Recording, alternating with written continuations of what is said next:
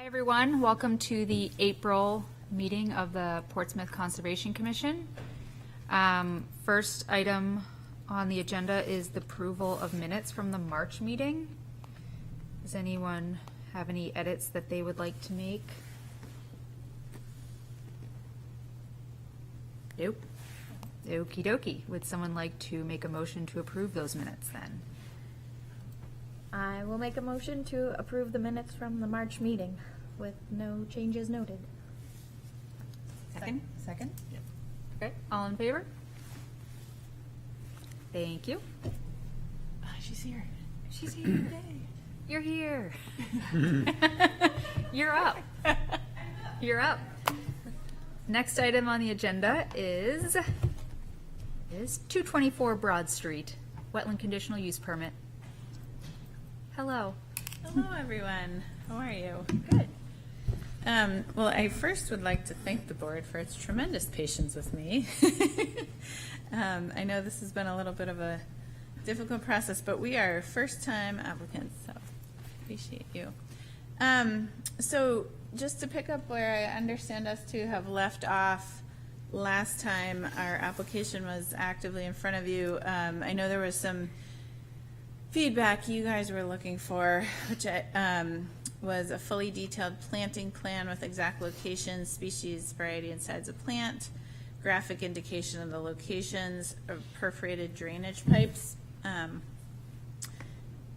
note and or graphic on the plan showing where both pipes terminate within 8 to 12 inches of the 3/4 inch stone under the proposed deck, and some indication of the proposed elevations with grading to kind of show overall slope. So what we tried to do in these revised plans is to make sure we incorporated all of those pieces. And so, Rebecca, can I stop you 1 second? Yes. Can you introduce yourself and your address for the record? my name is Rebecca Perkins Poca. I live at 224 Broad Street. This is my home. Perfect, thank you. Thank you. So we did try to incorporate all of those requests into these revised plans, and I could walk you through them, but I know you guys are probably better at plans than I am, so I'll just stop there and leave it to you to ask any questions that I can answer. Thank you. Questions for the applicant?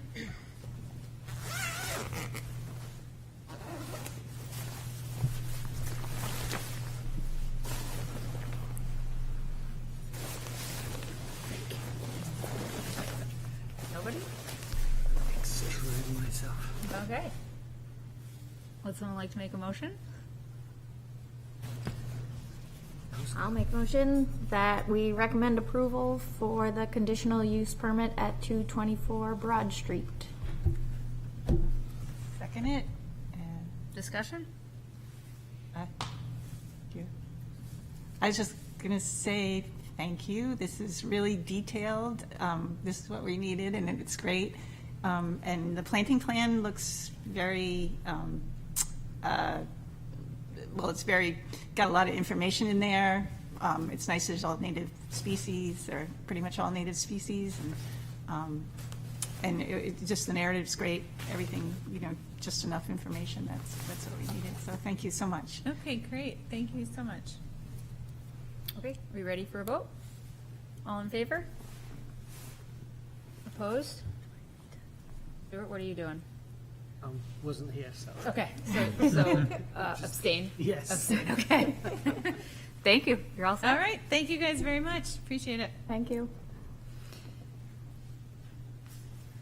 All right. Do we know who's voting for? Oh, sorry. I was just thinking Sorry, that. so Brian is voting for Lynn, no, so for Alice. And are we missing anybody else? No, okay. We were, so I was like, Yeah. And now- Yep, no, you're good. So Brian will be voting for this meeting. Thank you. Next on the agenda is the wetland conditional use permit application for Zero Maplewood. And we will also hear probably the same information for the dredge and fill application, the State Wetland Bureau application. So we'll hear those together and then we'll vote on them one after another before we go on to the Eversource. So is anyone here to speak to 0 Maplewood Avenue? I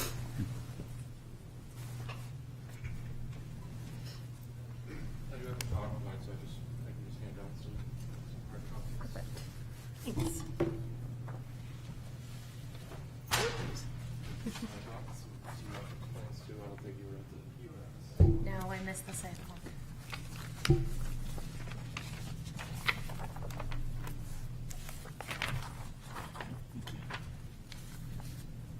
Thank you.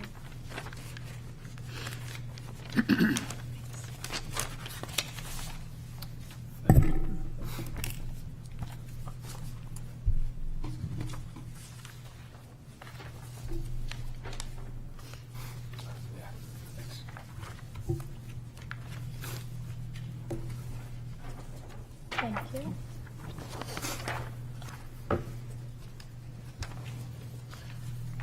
Thank you.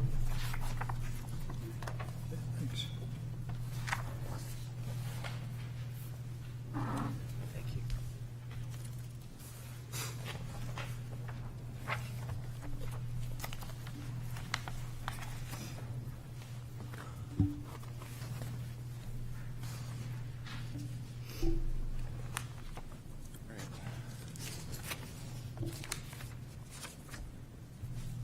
Oh, I can click through it if you want. I think the pointer might only work for the Oh, the point. showcasing stuff.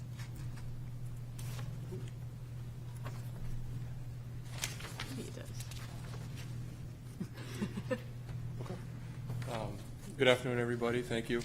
I'm Dan Rochette with Underwood Engineers. We're the engineering consultant working with the city of Portsmouth on some drainage and outfall improvements over at the North Mill Pond. Dave DeFosis is here in the room, and he's the kind of the lead project manager and contact for the city. I have Jake Stoddard with me, who's one of the project engineers helping me out. Someone else on the team who's taken over or kind of taken charge of the permitting process is Allison Reese. She couldn't be here today. And then we do have Tom Ballestero joining us as well. We hired him to kind of help as a consultant with the marsh layout. He's with UNH, and he was recommended by the state wetlands department to have him take a look at it. So just a little project background. This project originally started as a sewer separation project over in the Fleet Street area, which is the area highlighted in yellow. That's kind of the whole drainage basin. And the goal is to separate the stormwater and the sewers in that location. And in doing so, in doing our drainage calculations, we discovered that the downstream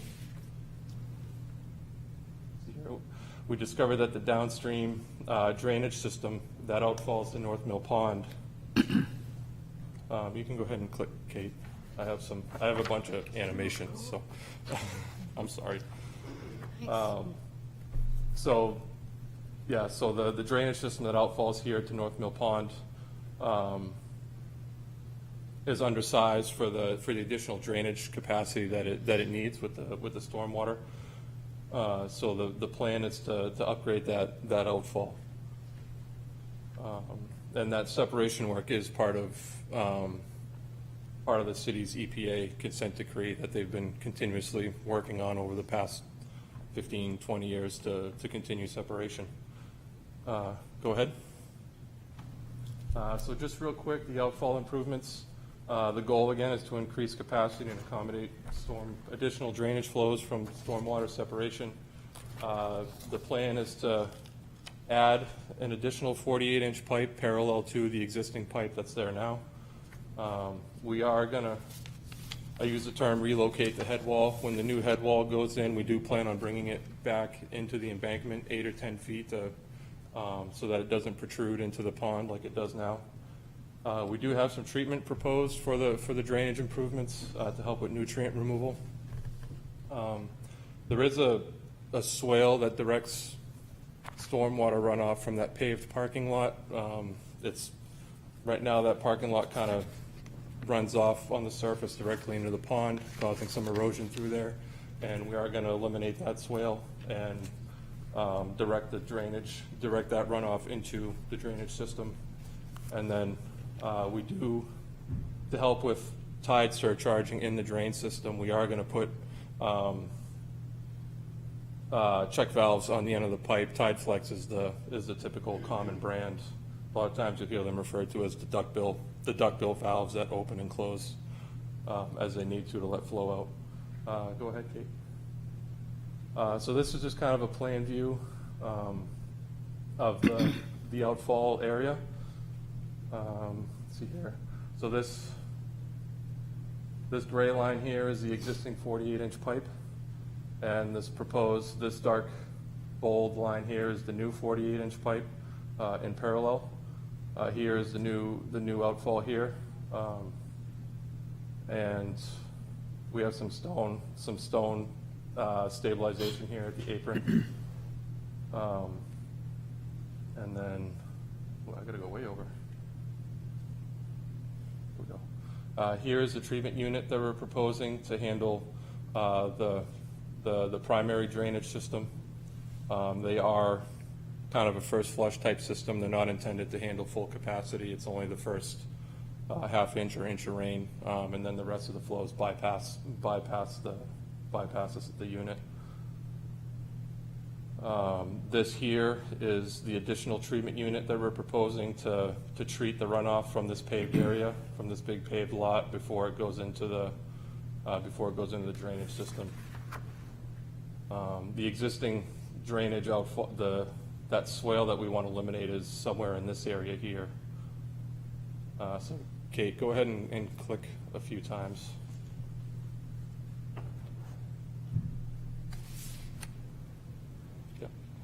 One more.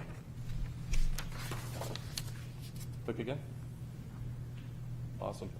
So here we just have a couple pictures. I'll have a couple pictures of the existing outfall. Oops.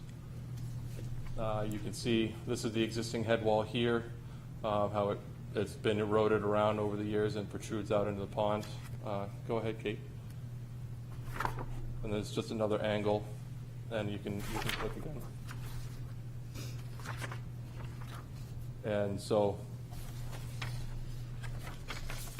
this here is obviously the existing head wall, and the new head wall would be backed up somewhere into around here to this first pipe joint. So that pipe joint represents about 8 feet when you're looking at concrete pipe. Go ahead, Kate. So as part of this work, we're proposing to do a marsh restoration to provide compensatory mitigation for the outfall improvements. The permanent impact as a result of the outfall we estimate to be about 470 square feet. We're proposing about 3,000 square feet of marsh area. I'm not going to get into them today, but we did look at multiple alternatives with DES to try to see which one may be more palatable. The one I'll talk about is the one we all kind of agreed would be the best way moving forward. I do have them buried in the presentation afterwards. If someone wants to see them, we can pull them up, but I figured I would skip those in interest of time. So yeah, about 3,000 square feet of marsh and about 600 square feet of tidal buffer expansion is included. A secondary purpose that this provides, and probably the driver behind the marsh restoration, was that this will provide the ability to stabilize the bank behind the cemetery that's currently being undercut by erosion. This is kind of the method that we figured would be the best way to try to help stabilize that and not just do some big slope stabilization into the pond. And we do have some plantings identified in the plan. And they are based on tidal water elevations, and I'll show you that in a little bit. Next. Yeah. So go ahead and click. You can probably click 3 times. Yeah. So here's the marsh area. Just for reference, I pointed out the outfall here, and then the big area outlined is the marsh area. It is split into high marsh and low marsh, and then the tide buffer area is over to the right. Go ahead. And then you can click it a few times. Yeah. and stop there. So this we just tried to highlight. I'm just trying to highlight some of the key components of what we're including. We've gone with kind of a stone stabilized slope through here to help stabilize that seaward face of the marsh, to help from future erosion. We have some rows of choir logs. We have one there, and there would be one here to help both minimize future erosion as the marsh is stabilizing, and also to help define the different zones between the high marsh and the low marsh. The intent is to all these trees and all this vegetation that's along here, we don't plan on removing any of that. There may be some trimming that's required to help a little sunlight get in there to help the marsh stabilize, but all the big mature trees, all that will it's all planned to stay in place.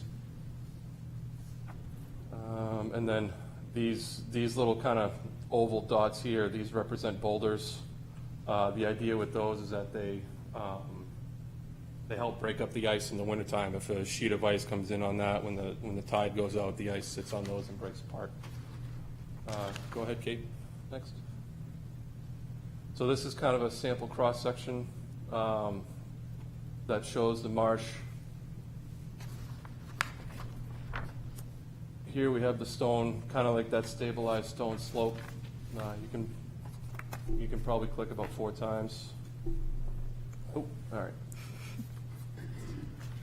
And then, so this dotted line here shows kind of what the existing grade looks like in this spot where this cross-section was cut. And this solid line up here represents the proposed grade for the marsh. We're indicating the low marsh and the high marsh zones. These circles here represent the choir logs. We are proposing to use some choir blanket.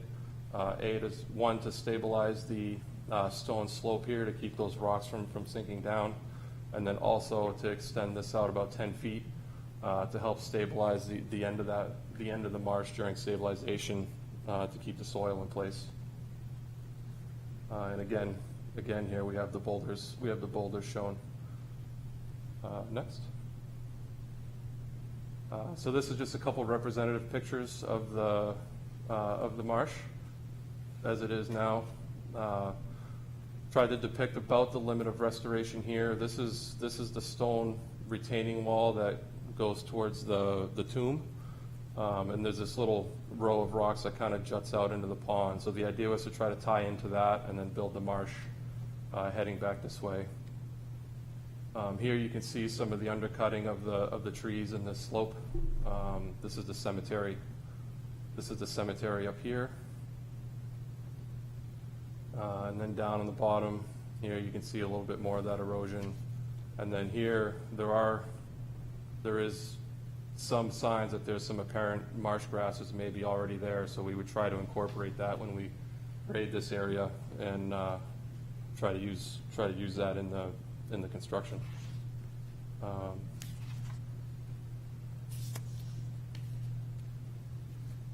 So here we see, I mentioned there's some erosion that comes off of that surface drainage from the parking lot. So this project would eliminate that and mitigate that erosion by cutting off the runoff from the parking lot. And again, this existing tree line here would generally all stay in place, minus maybe a little trimming depending on the amount of sunlight getting to it. Next. So getting into the planting zones a little bit. I've mentioned kind of 3 planting zones. The ones that we're working in here, there's the low marsh kind of grows in between the mean tide line and the mean high water line, so that's that green area. The high marsh grows in between the mean high water and the mean high water line, and then the tidal buffer area is anywhere above the mean high water line. Yep, next. Yep, good. So this is just kind of overlaying those areas onto the plan, just to kind of show what those growing zones might look like. And I've also tried to identify some of the species of grass and plantings that might be included. I think the low marsh is pretty, it looks like it's pretty limited on what grows in there, but once you get into the high marsh and the tide buffer area, there's opportunity to plant some diversity in there and get different vegetation to grow. Go ahead. So just some additional considerations that, we're thinking about. And a lot of our discussions with DES, they were concerned about geese. It sounds like geese can have a pretty negative impact on these before the marsh stabilizes. I think Tom has mentioned fencing in the area around it until the area is stabilized. Activity around it can limit geese. Right now there's a bunch of construction going on over there, so that's stuff that we're kind of looking at. We are going to have to provide a post-construction monitoring plan to DES for approval. I think they've indicated a five-year duration for that.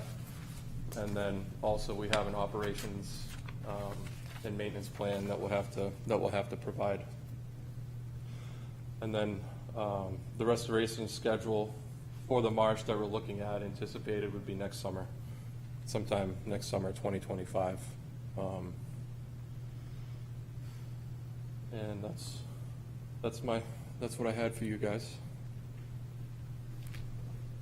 Thank you. Do you have anything additional for the standard dredge and fill that you want to talk about, or is it pretty much exactly the same? So I think the one thing that has come up with Allison looking at the plan is that all of our pipe installation within that 100-foot tidal buffer, I think, is going to be identified as temporary impacts on the final application.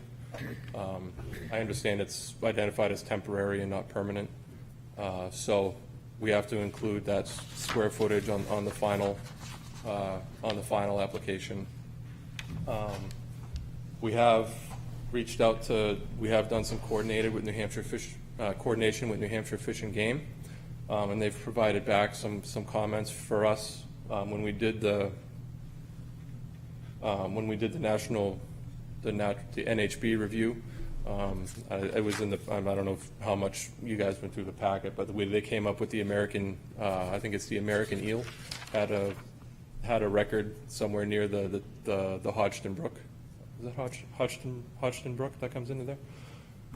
So we reached out to Fish and Game, and they just provided us with a list of comments and conditions to actually add onto the design drawings and a flyer for the American eel that'll be included on the drawings.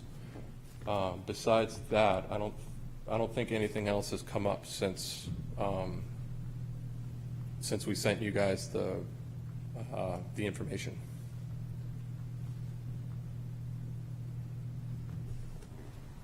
Thank you. Questions for the applicant? Who's going to be doing the monitoring? Is it the city or is it? So we haven't, You like guys? the post-construction monitoring? Yeah, the 5-year. Yeah, we haven't Plan. really broached that yet. It'll be a third party. Okay, so it won't be the city, it'll be It'll be a wetlands, a third-party wetland Okay. scientist that's qualified for title, okay. coastal regions. And I think the DES noted that I don't think we have to actually have someone identified at the time of the permitting, but, we just have to acknowledge and know that it's going to be there. Okay. You also had in the additional considerations, the operations and maintenance plan. What kind of things will be in that? So that hasn't been created yet? That hasn't been created yet either, and to my understanding, you want to, over the seasons when the tides come in and out, it can bring in sticks and debris. I think I'm kind of new at this type of stuff. This is my first time doing a marsh, so it's been kind of a learning process. But rack, they call it rack, can come in and out. So I think like a lot of the stuff, if you go over to the edge of the pond, you see now some of the sticks and like grass debris and whatever. So I think the idea is to try to go there once or twice a year and take a look and see if there's any big debris that needs to be taken out of there, just to try to make sure that those plants, you know, all that vegetation has proper opportunity to grow. Does that also include like replanting if things aren't doing Yeah, well? I would imagine so as part of the monitoring plan. I think there's a certain level of, there'll be a certain level of vegetation establishment that needs to be hopefully maintained. And I don't know, Tom, you may have a little more insight on that, but. I can chat.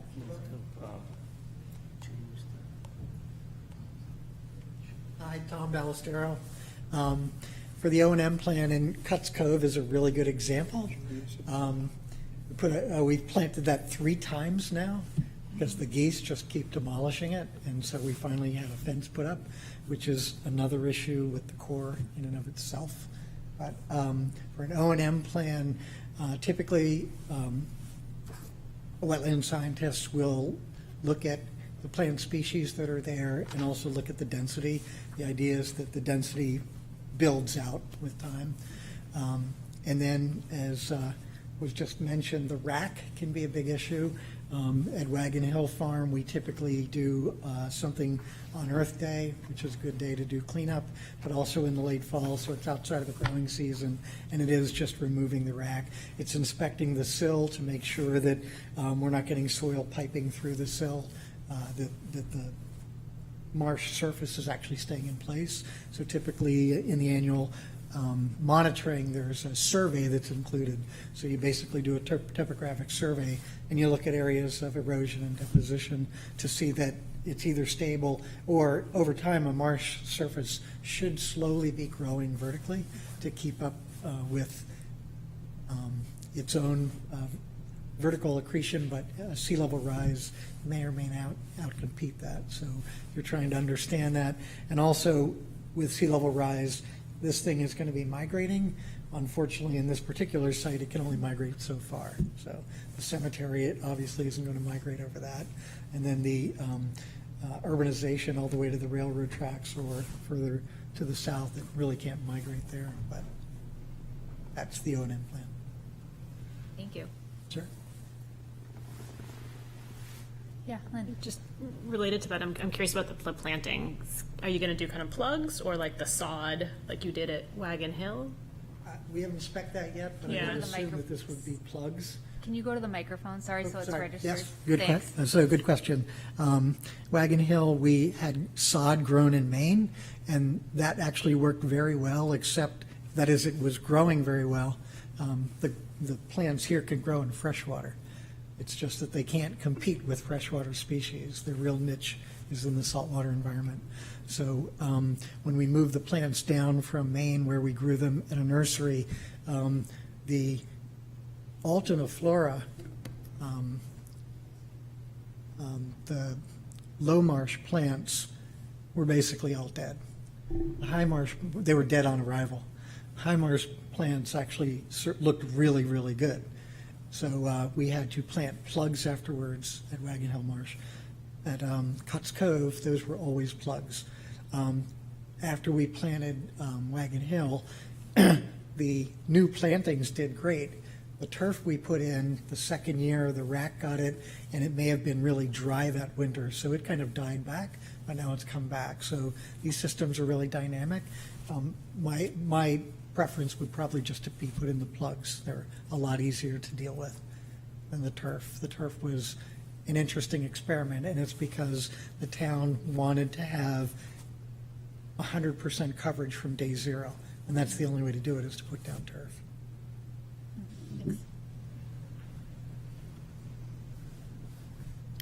There's another project on North Mill Pond, which is going to be the evacuation pipe. Are you aware of that? Are you coordinating? Will it impact this project or the other project in any way? I don't think I'm familiar with that project.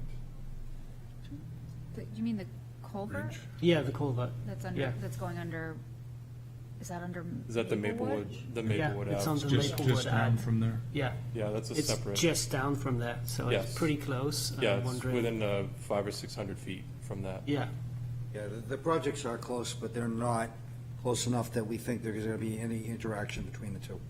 okay. We specifically chose this site for the marsh because it is kind of a secluded alcove and is not really subject to velocities. So we think just like the Brewster Street marsh that we did, we think this is going to be highly successful. We thought it was a great spot for it, and we don't think that there's going to be interaction between the two projects. Cool. Thank you. Can you introduce yourself real quick, just for the record? I'm sorry. That's I'm okay. Dave DeFosis from the City of Portsmouth Public Works Department. Thank you. Yeah, go ahead, Barbara. So I had a couple questions, and some of them might be for Dave too, but the timing on this, so seasonal kind of thing, and what's the best time of year to do it? Did you guys?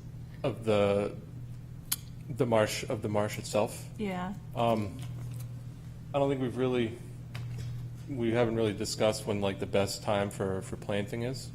I think right now we're still working to get obviously drawings finalized, permits in place, and get it to the point where we can bid. I identified summer next year, but obviously if there's planting seasons that are better suited for marsh environments than others, then we would definitely be following those recommendations. And then, thank you. And I had a follow-up in relation to the walkway that's supposed to go through there, I think, and whether or not, when we went to the site, we walked down a little path to get down to the water area. And so people obviously access that area at sometimes, so I know there's going to be fencing for the geese, but also signage and fencing. Is there any plan for that for people? We haven't actually, I hadn't thought about signage yet, but obviously if there's merit for some signage to, even if it's an education, some sort of educational type, educational type placard, just providing a little info of what's going on and it's a sensitive area, then, we can definitely incorporate that. Yeah, because it's great at Wagon Hill, I think, as far as the signage. It's explaining things and people know why they can't go down there. And our understanding is that high schoolers do go down in the graveyard and party, and there's trash and things like that, so. Yep. Yep. That would be great. Any other questions? I had just another little question. This is maybe just not me just having trouble reading the cross section. How thick is the fill at its thickest point in the design? So I think it's around 2.5 feet or so. If you want to go, Kate, if you want to go back a handful and just so we can pull that up. Yeah, so each box, wrong button again. Each one of these rows here represents a foot. So in this case, for this particular spot here, we're about 18 inches above the existing grade. I think in one of the other spots, we get into the 2.5 feet or so, 30 inches. And then it goes down from there as you work in towards the embankment or inland. Cool. And that's all like clean fill that you're bringing in from Yeah, offsite it's kind of thing? It'll be a specified material. Tom and I have talked about it a little bit. It'll have, I don't want to say organics because it's not going to have like peat and all that stuff, but it'll be the combination of material that's suitable to grow, but also try to provide some sand and some stones in there to provide some porosity so that things don't tighten up too hard around the roots. Give the roots some space to spread and grow. And then I was just curious, I know DES is often, when you're adding fill right to a wetland area, there's questions asked. I'm curious how those conversations are going, and are you able to demonstrate that this is like the historic extent of salt marsh, or, you know, are they supportive of this design? Because I think one of the cool things about this project, right, I think it's a great spot for it personally, but it can serve, you know, as a demonstration for some of the other living shoreline projects that have been considered around the pond. Yeah, so the concerns about the fill itself, I don't think have really been part of the discussions. It was, you know, the discussions themselves have been more or less just kind of overall layout and concept of how to build, you know, how to kind of move forward and build this thing. I think the biggest maybe discussion was what to do with this. You know, I think we went back and forth a lot as to what to do with that sill face to help protect it over time. Sometimes people will use choir logs, but those do break down over time and could cause, you know, could start causing some erosion. So DES indicated that because we were trying to reestablish a marsh in here and whatnot, that they'd be amendable to using a stone stabilization here if it meant keeping, you know, being able to keep that marsh, you know, perched up and stable. But as far as reviewing, you know, kind of historic, I forget how you worded it, but like, you know, historic limits of where a marsh might have been, that hasn't come up in any of the discussions yet. But so far there, sounds like they've been supportive. Yeah. That's Yep. great. Yeah, we've had two meetings, two kind of informal meetings with them before kind of going to the design that we've gone to now. And then we did a site walk. We did a site walk with them as well. Cool. Yeah, and we've also, as Dave just noted, we've also, the pre-application mitigation meeting was held last week, I think. And I think that went fairly well overall. Yeah, go ahead, Barbara. I just have two more questions, I think. The drainage swale that is going to be eliminated. So what does that entail? Because I think at the site, I was under the understanding that there would be probably rocks or riprap put in that area to help with the erosion. But so how, it's eliminated because you're going to divert the drainage to the outfall, but Correct. that area, what else is going to be done to that So area? the intent is, so right now there's, if you kind of go towards, I don't know if it shows up in the picture.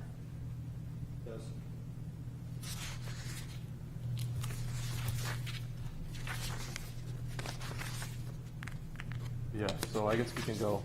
Just keep going. Yeah, okay. So, no, I don't think it showed up good in the picture. Maybe this one? Oh, yeah. Um, That's it, isn't it? But if you want to try going back to that plan view, Kate, maybe I can. One of these. Nope, next one. Wanna keep going up? Yeah, that one there. Yep. So, right here is about where that swale is. So, the existing ground actually has a high point out towards this area here, and then the existing contours are light and we keep them shaded, and then the ground goes to a depressed area here where the swale runs through, and then it comes back up. So what we intend to do is, I think this is one of our proposed contours here, is we literally plan to regrade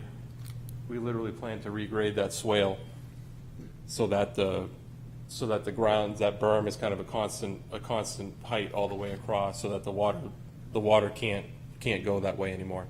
And this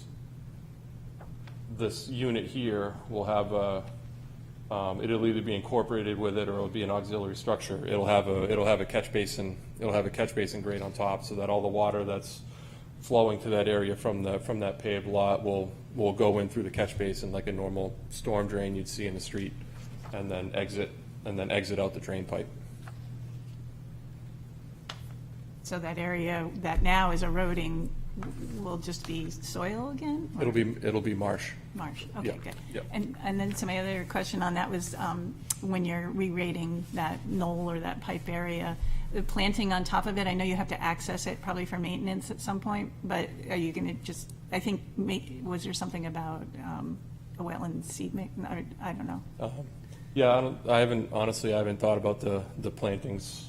Yeah, so you're asking about the plantings kind of in this area here. Yeah, Yeah, I think usually, unless there was a need for something special, which obviously we can include, typically we would just, just try to get some turf establishment in there to grow, just to get some grass, get some grass on it. yeah, I mean, right now it's kind of nice because Knoll has a lot of, like, I think it's like goldenrod and things like that were up there, but, so it's just a little bit of an oasis for food sources and pollinators Right. and things. And So I'm if that sure- could be kind of replaced with that kind of thing. Yeah, that like a would be wild, awesome. like a wild flower type mix, or Yeah, yep. yeah, not a turf, not just. Yeah, a grasses. conservation mix, or I forget what they call them, but Yeah, yeah. thank you. Just, I think one more question. While we're looking at this one here, and this is maybe just a little bit naive on my part, but the stormwater treatment that's, a little further upstream from the marsh project, I heard you say it only is going to treat the first, half inch or an inch of a rainstorm and obviously, like, we get a lot of rain that's above and beyond that. What is the rationale for not sizing it larger? So that's standard stormwater type procedures and I guess recommendations when you go through the stormwater manuals. Most treatment is they call it a first flush style treatment. And if you were to try to treat everything, then it would, on a big storm, on a huge storm, if you try to treat everything, it would just be, you'd need absolutely massive units.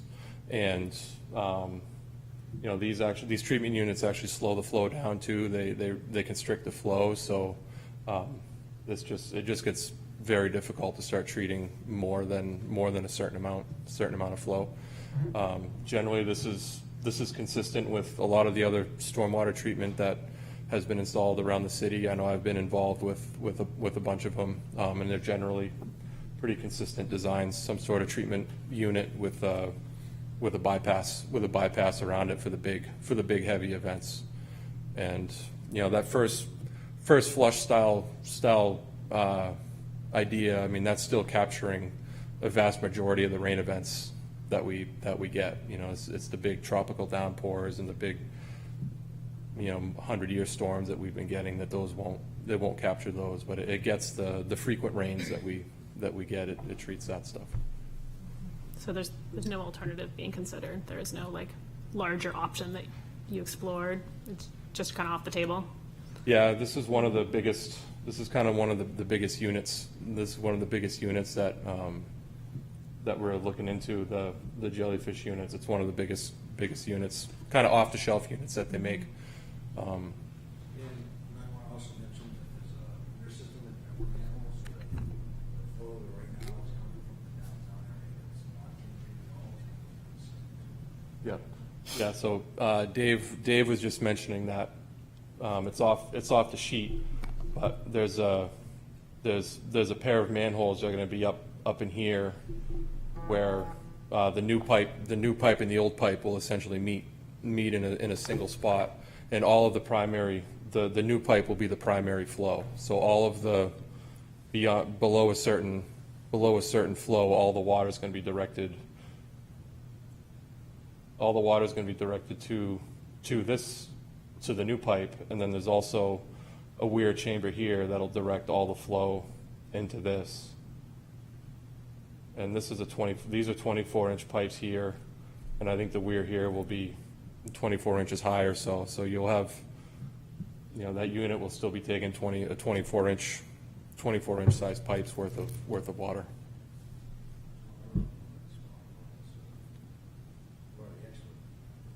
You're here. I would appreciate it. Go Lawrence.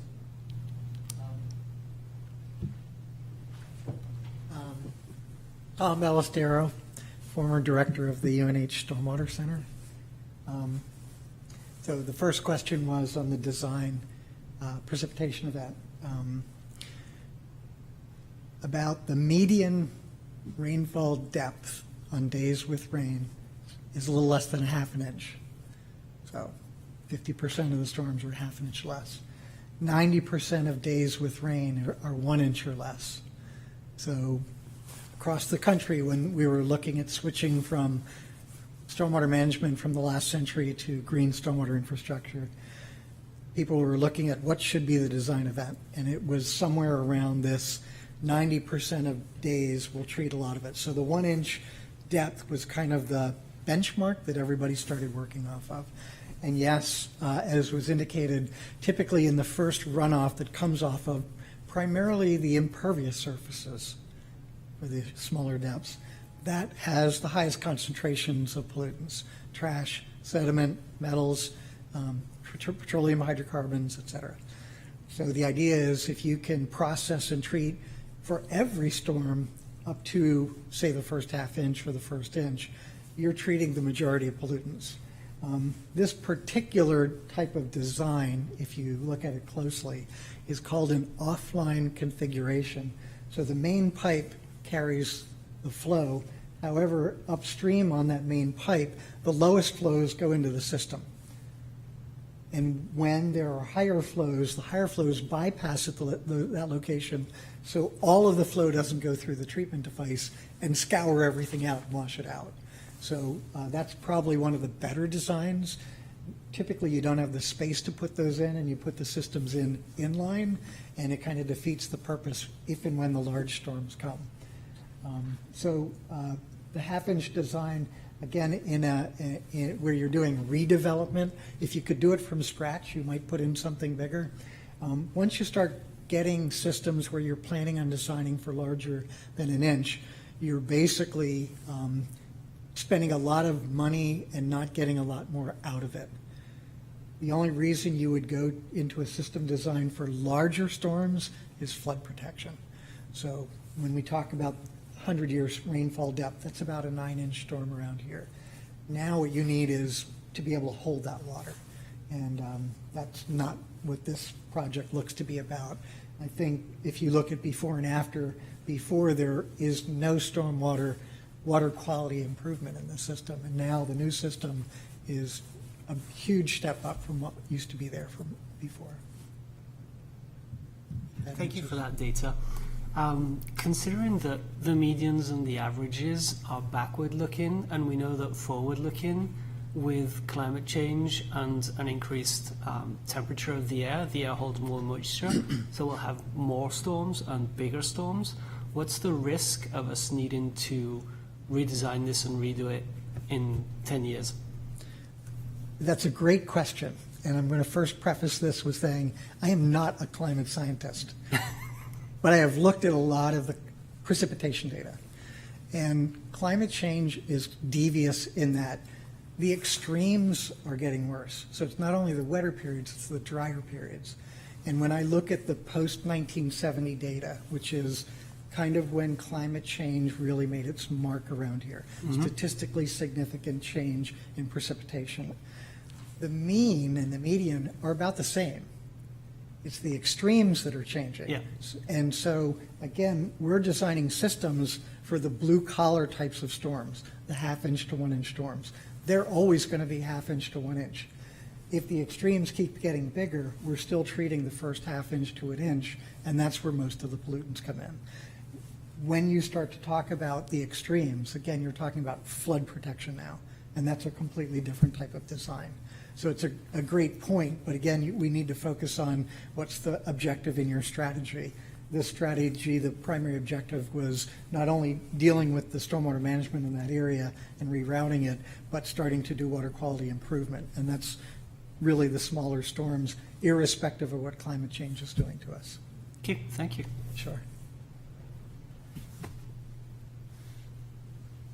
We have no further questions. Would someone like to make a motion first for the conditional use permit application? Yes, Barbara.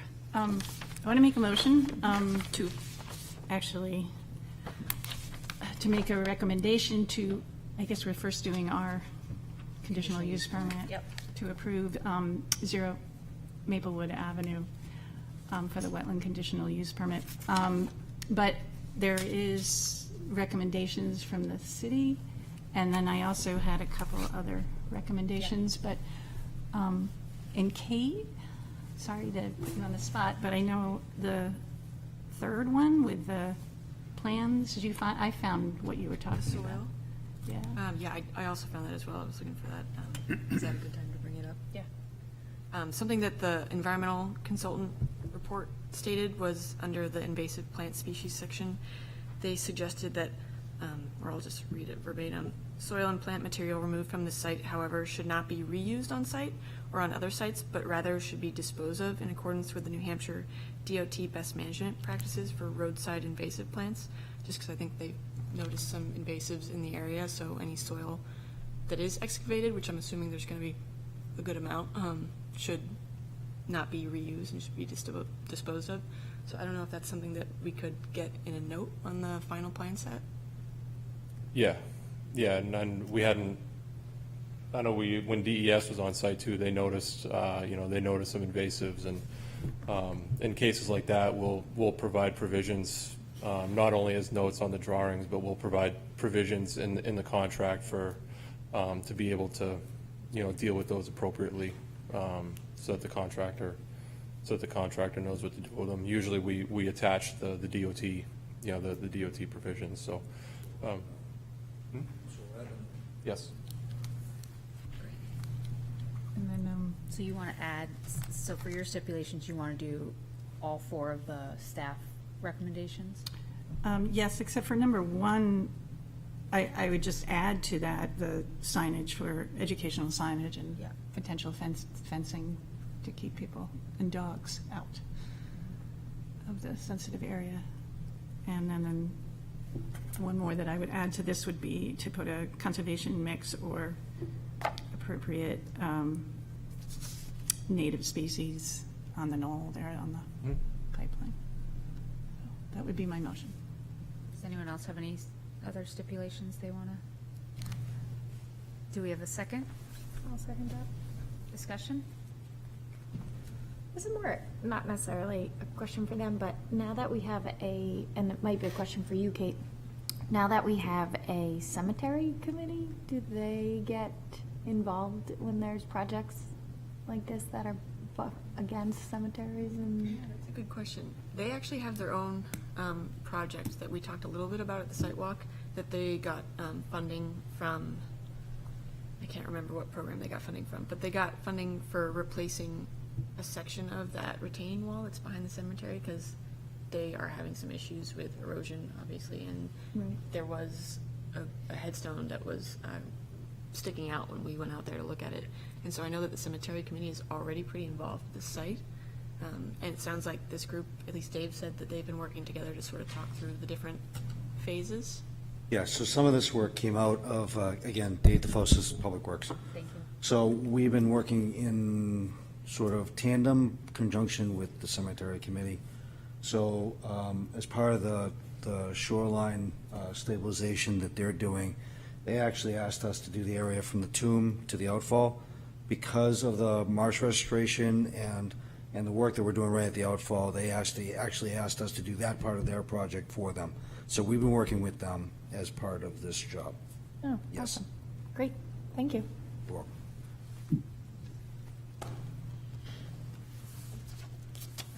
I think this is going to be a pretty neat project. I'm excited to see it progress and have it be able to be used as a example, hopefully, for other projects in the area. Yeah, that's my comment. Okay, are we ready to vote? All in favor? This is for the conditional use permit. Opposed? Okay. Motion to. And then, yeah, okay, so we'll make a motion for the standard dredge and fill permit for the same project. I'll make a motion to move the standard dredge and fill for 0 Maplewood Avenue up to the next item on the agenda. Yeah, I guess we should do that first before we do a vote for it? That's fine. Yes. Okay, so a second to move I'll it up? second that. Okay. All in favor? Okay, great. Now let's, someone like to make a motion on that one? Yeah, I'll make a Go motion for to it. approve it. Okay, motion to approve the standard dredge and fill for 0 Maplewood Avenue. Second, With the same stipulation? with the same stipulations, yeah. Thank you.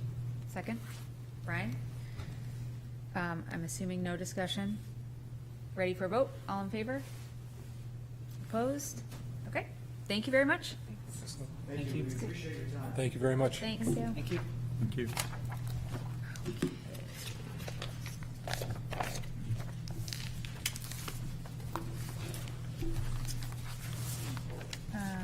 Next item on the agenda is the dredge and fill major impact for Eversource project.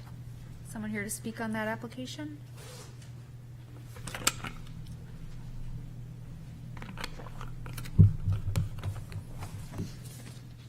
Hello, my name is Connor Madison. I'm from GZA. I'm a consultant for Eversource.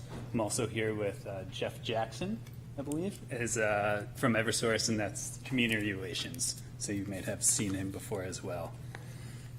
We are here tonight to present a standard dredge and fill permit application. Yeah, sorry, I don't have a PowerPoint. I did last time, I swear, but not this time. So that segues into, we were here in early February. I have February 14th, but I'm not sure if that was the planning board or Concom date. We were here to present a conditional use permit application for this exact project. We have since seen the planning board, and we're working through that conditional use approval process. The plans that are in the standard dredge and fill that we did submit, I believe, in late February, are the exact same as the conditional use permit, as are the construction methods and timeline. So these, just to recap, since it has been 2 months, there is like a north section of this project and a south section. North section is by Schiller Substation, the Granite Shore Power area.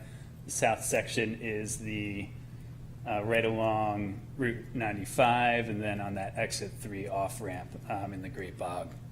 This project was pushed to a standard dredge and fill permit application after long talks with the state and the agencies, primarily due to the amount of temporary wetland impacts in a prime wetland, as well as a wetland adjacent to a Tier 3 floodplain, and that is that southern part next to 95.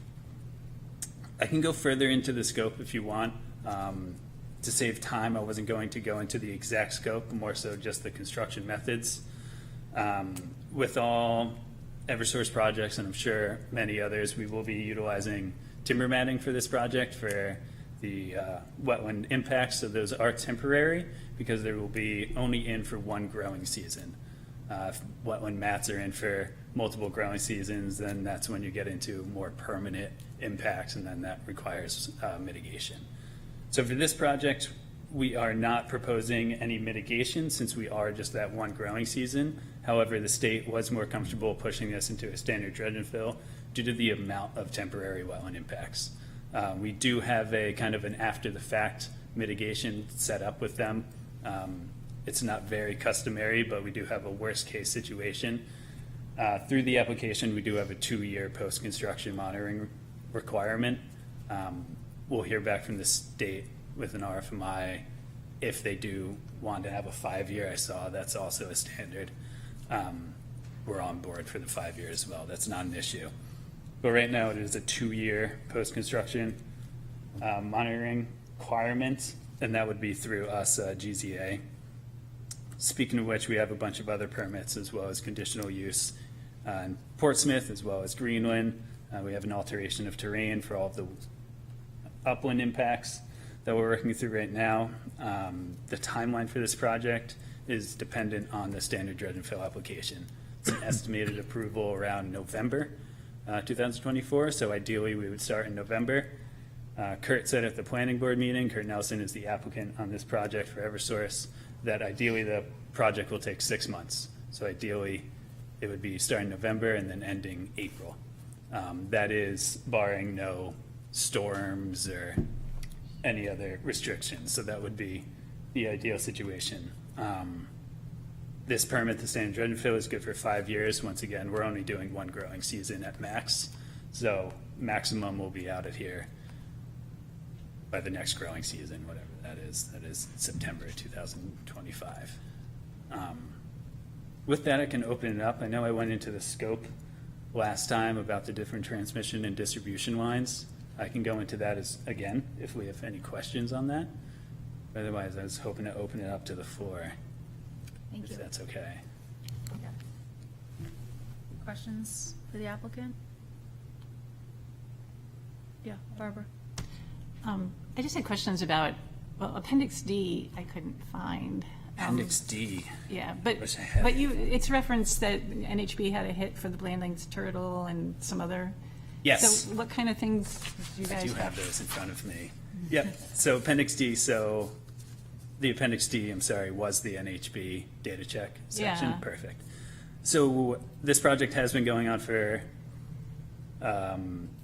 2 years now, because the state has kind of been delaying, trying to figure out the best process for this. So we submitted an NHB data check in 2021 or 22. And that came back with some plants that NHB, Natural Heritage Bureau, did request a survey for. So that was, I believe it was yellow tufted loosestrife and hairy fruited sedge. We went out in just the right-of-way to survey for those, and we didn't find anything. Then that lapsed because it was a calendar year, and you have to submit an NHB data check every calendar year. So we submitted a new one, and then we got back even more species. So now we have American reed, Great Burr reed, and then the same two. So this spring we'll be going back out to survey for American reed and Great Burr reed, as well as there was a reptile hit, a turtle hit. It was actually in a bizarre spot, but now we have the Fish and Game recommendations for that as well. The Fish and Game recommendations for Blandings turtle is more of just a training. So it's make sure that everybody on site is a trained individual is what they're called, is what Fish and Game likes to call them. So that is a qualified biologist will sit down in a room, a big conference room with all these contractors, make sure that they know what we're looking out for.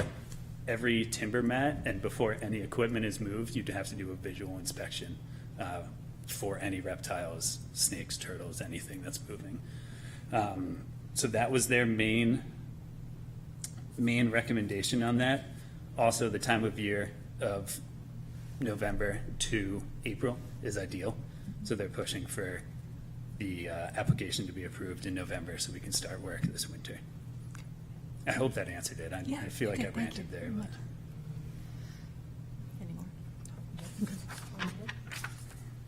Okay. Someone like to make a motion?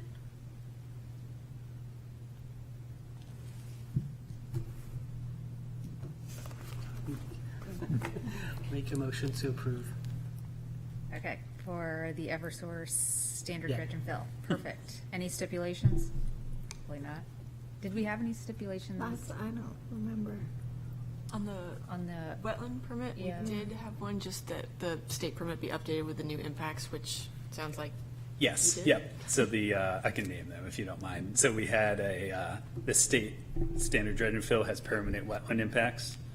And that was kind of decided through the state after the CUP was submitted. So we revised the conditional use permit to call the new poles permanent wetland impact.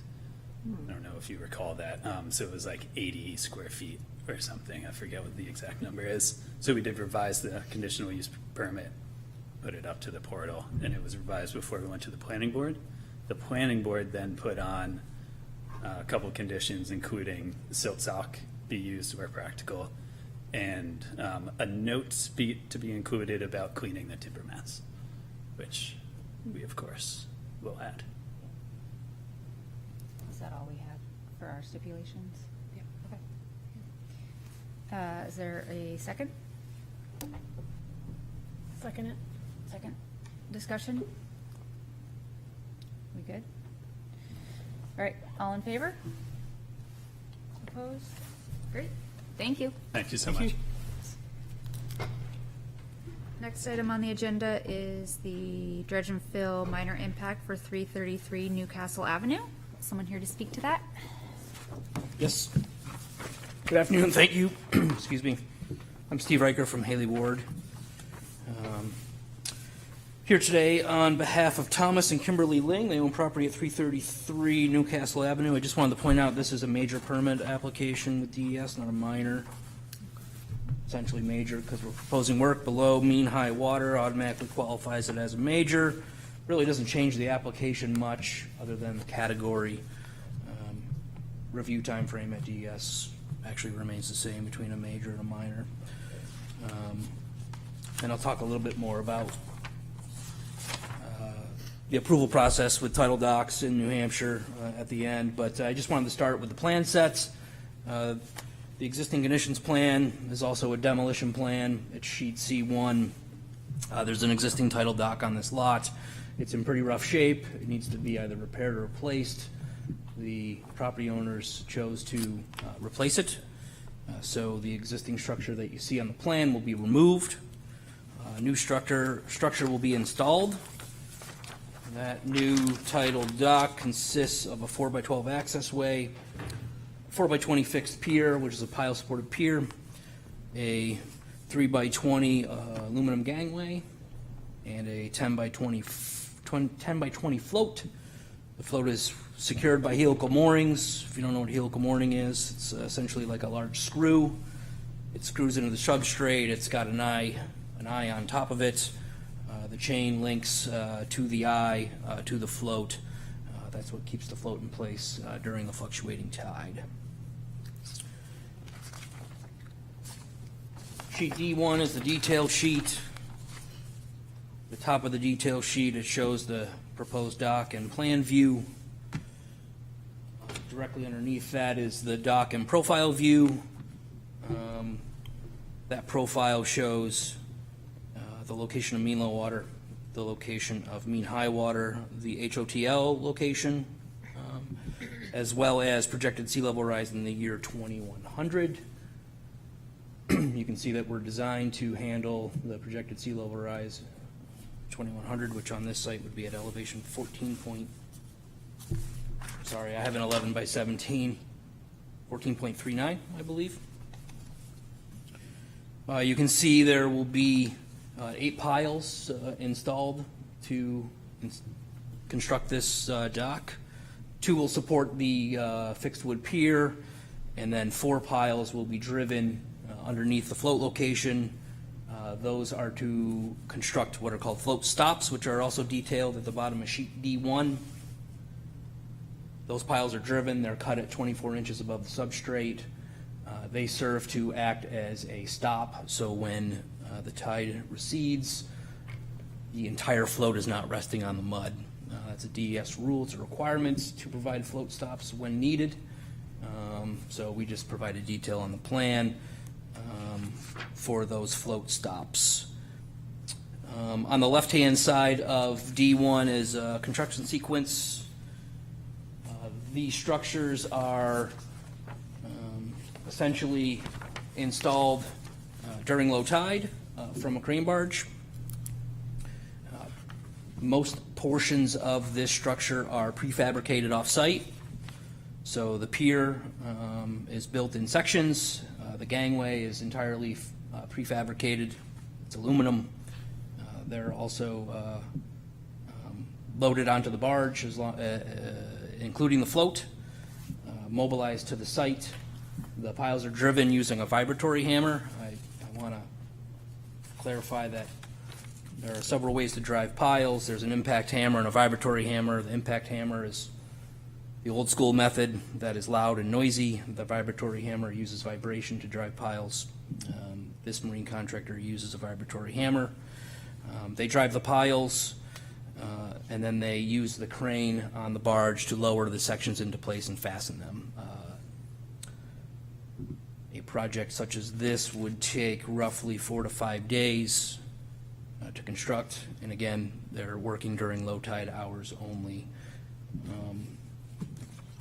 These applications, if you're not aware, once they go through a DES approval process, they also go to Governor and Council for final approval, as docks are located below mean high water and are therefore in the public trust and require Governor and Council approval. Army Corps of Engineers also will be reviewing this project post DES approval and hopefully issuing an authorization there. This application has been submitted to DES. It's currently under review. Trying to think if there's anything else. You can see that on sheet C1, we have to maintain a distance of 20 feet from property lines extended. We've shown that on at least one side because we only have one abutter. The application package that you have has all the maps and appendices that are required by DES, including a photo log.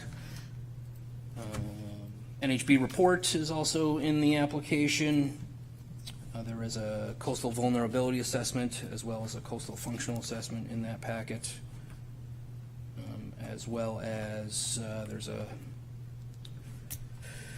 3 forms that DES requires. The coastal worksheet form, avoidance and minimization form, as well as a form that is called Appendix A. They're all in the application. Oh, perfect. Kate's got the photos right there. You can see this dock has seen better days. With that, I'll take any questions. No lighting on the dock? We'd be happy to place a note on the plan if that's your wish. Okay.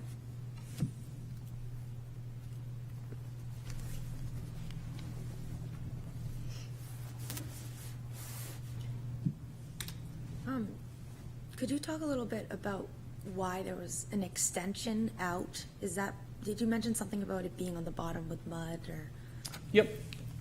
So the reason for extending it would be they would just provide the owner with a little more use during the tide. Mean low water is quite a ways out. We don't know exactly how far. If I had to guess, I'd say it's somewhere between 300 and 400 feet. That would be a really long dock to get to mean low water. So this float would, rest on the substrate. It does what they call mud out. There's really no reason to go that far. Not much to be gained, but you can see the existing grade there on that profile. So this just gives them a little bit more time to use their dock during the tide cycle. Did they change the angle of it for a specific reason, or is that maybe not actually an angle change and it just looks that way on the? Yep, I think. If you look at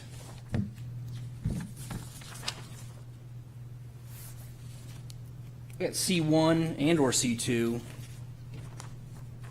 there is some ledge located out there. Oh, okay. And we were just trying to provide a little bit of space between the float and the ledge for navigational purposes so they don't run aground. Just slightly change the angle, like you said. Yeah. Yep.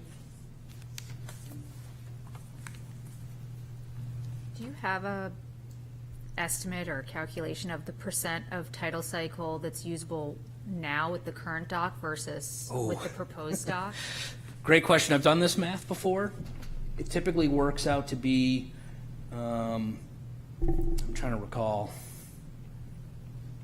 I want to say it's like 1.5 feet for every hour, Okay.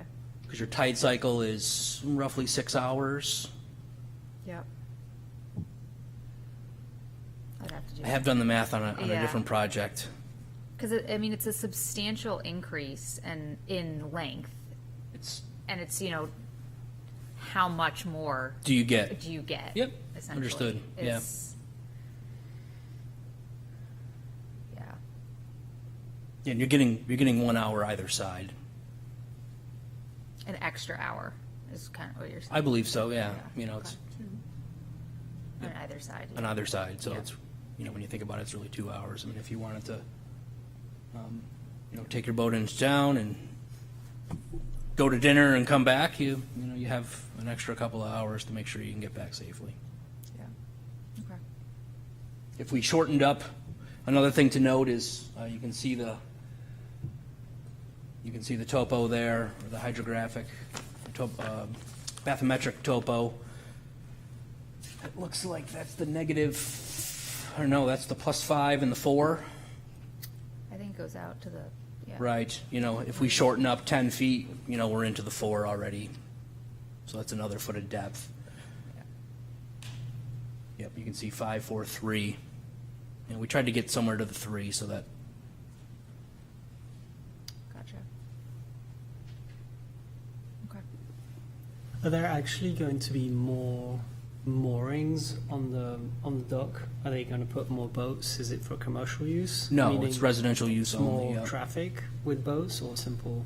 Nope, residential use only. I'm glad you brought that up. These structures are permitted by DES as seasonal structures. They're supposed to be removed in the non-boating season. Some people remove them, some don't. It's in their best interest to remove them due to ice damage, flow. When you say moorings, I think you're really talking about slip space. Yes. I mean, essentially, you could only secure 2 boats to this dock. Okay. It's 20 feet long. You wouldn't want to put a boat on it much longer than 20 feet on either side. Thank you. Yep. I had a couple of comments that, I know this is a wetlands permit, not a conditional use permit, but maybe pass on to the homeowner or whatever, that it would be great if they had some buffer plantings along that edge, because it's definitely getting bombarded. It's something that's salt tolerant, just to make that recommendation. And then also they appear to have maybe a sump pump pipe coming out of the basement, going right to the water. Okay. I didn't see that. Did you see that at the sidewalk? Well, yeah. Oh, okay. I think I did. Okay. It was either that or it was drainage from the roof, but I couldn't see anything Gotcha. coming down from the roof. So, that's not necessarily okay. It's just mentioning that, if there's a storm event and something happens in their basement that creates a contamination issue, that's going to be something that they definitely should think about. And that, I don't think those are permittable, but it's probably already been there, and who knows how long, but just to let them know. Sure. Keep their heads.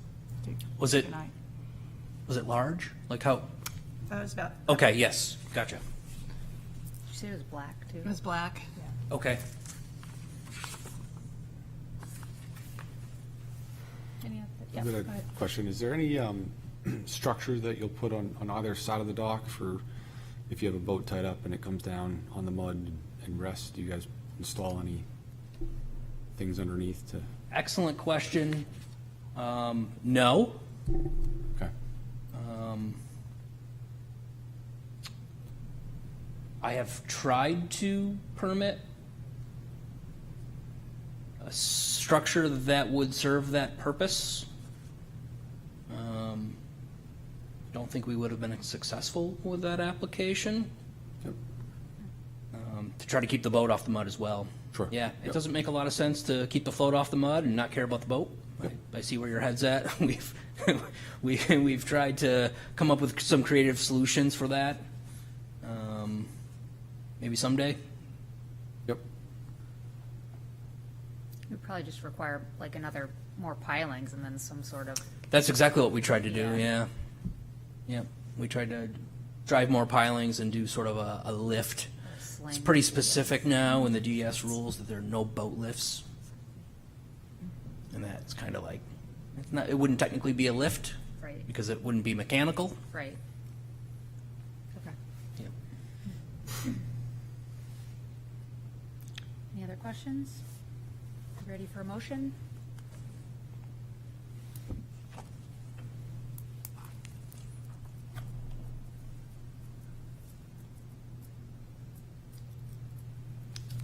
I'll make a motion to approve this with the recommendation of some plantings that Barbara made. Yeah, we can just recommend it. I know they can't, Yeah. do anything about that. I think we'll be back at some point in time, probably for a shoreline stabilization project there.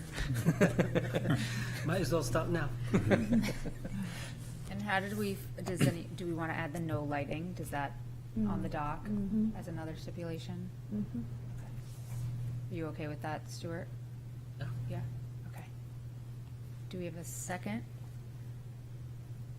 I'll second that. Okay, discussion?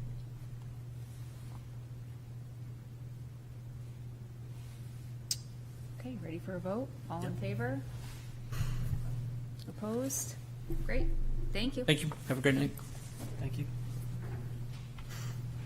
All right, next on the agenda is the work session for the proposed redevelopment at 100 Durgan Lane.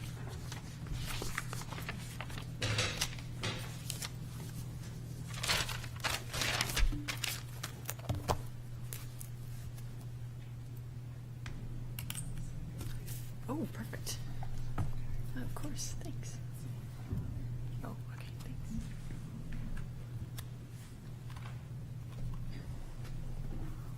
Oh, that one.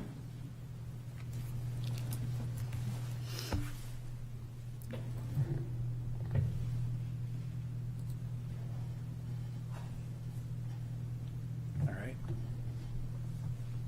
Ready when you are. Go ahead. Okay. Good afternoon, commissioners.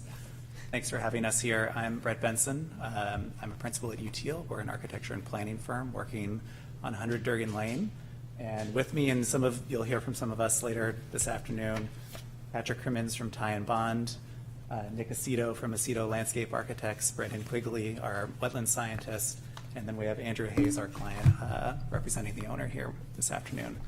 I just wanted to really quickly frame the project just to give a little more detail and information for all of you about the project. I know we're going to be focused on wetlands and the buffer here, but wanted to make sure that we put it in overall context. If you wouldn't mind going to the next slide for me, thanks. So the site is about 26 acres. We're located in the Gateway Neighborhood District. There's currently a vacant Christmas tree shops and Bed Bath & Beyond, so it's a big box store surrounded by a lot of paving. I think, we want to be very eyes wide open about the character of the site being a lot of impervious area, and in terms of our design, wanting to address that and have a lot more landscape and pervious area incorporated into the design. But we also need to be quite cognizant that given the transit connections that are pretty limited out here, that there will be a lot of parking required, that this is going to be primarily a car-based site for the residents. And so we've tried to be very creative in tucking parking in with housing and making sure that we have a lot of landscape so that the pervious area is quite an integral part of the design. Next slide.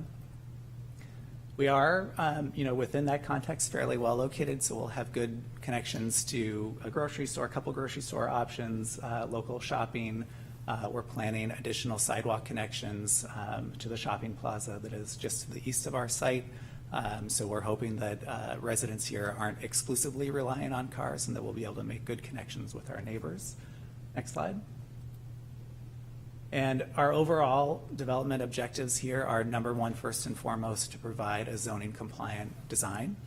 That's very important to the developer and to the project team, and one that's very sensitively scaled. So you'll see a mix of 3- and 4-story buildings on this site, all of them limited to 24 units. Some of them are 12-unit buildings.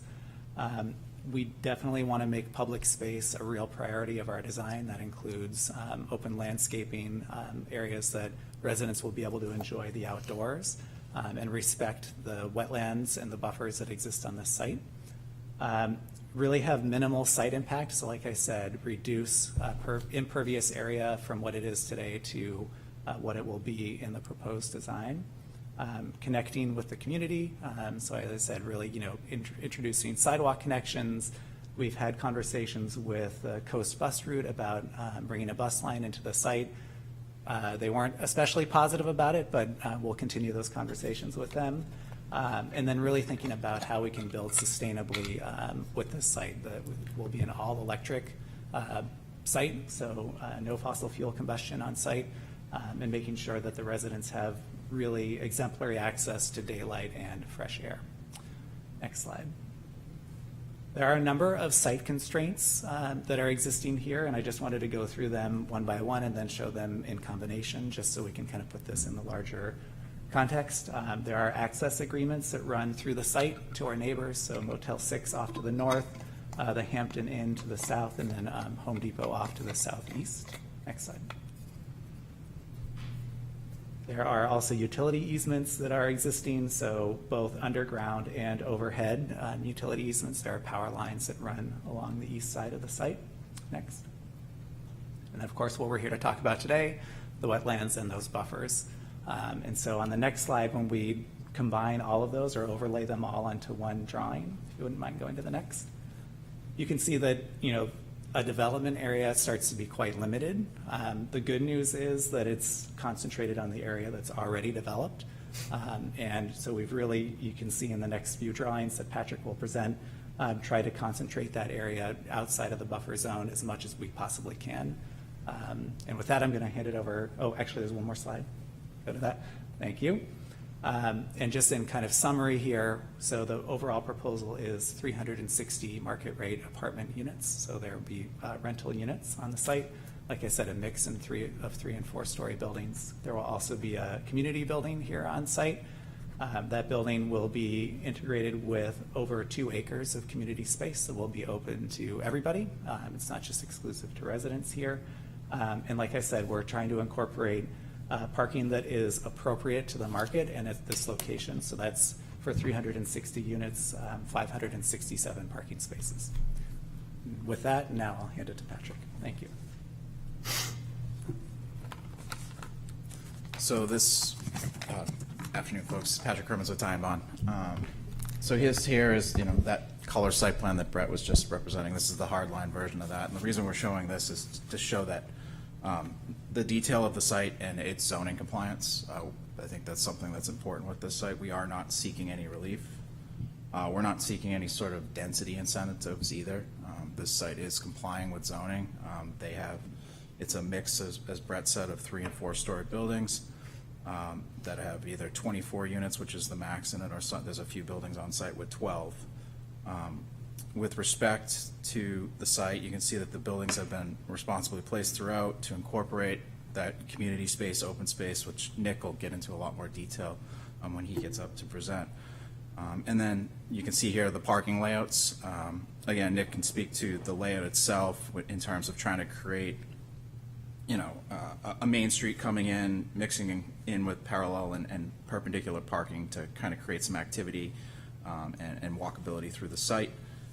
We are targeting, as Brett said, 1.6 spaces per unit. That is, because of the site's location, it is very car-centric. We've studied this. It is very suburban in nature.